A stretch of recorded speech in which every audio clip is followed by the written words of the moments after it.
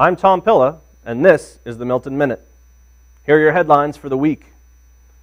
It's an historic moment for Milton politics and a change of the guard, as longtime town assessor and former state congressman Joe Manning, as well as 24-year planning board member Bernie Lynch, both told the Milton Times that they will not be seeking re-election this spring. Chief appraiser Jeff Dambley also announced that he is retiring after 32 years on the job.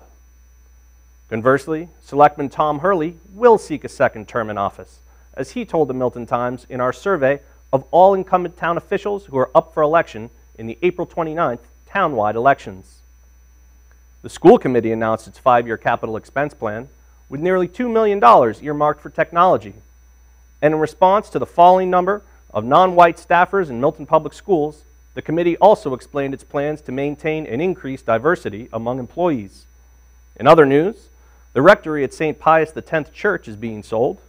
$2 million of state funding has been secured to rebuild Adams Street in East Milton. And in a one-car accident on Pleasant Street, the Milton firefighters were forced to use the jaws of life to remove a driver from an overturned SUV.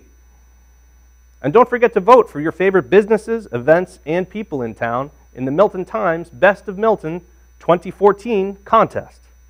The ballot and categories are in this week's issue. Details on these stories and all the other news you have come to depend on from the Milton Times on newsstands every Thursday, or visit us on the web at www.miltontimes.com.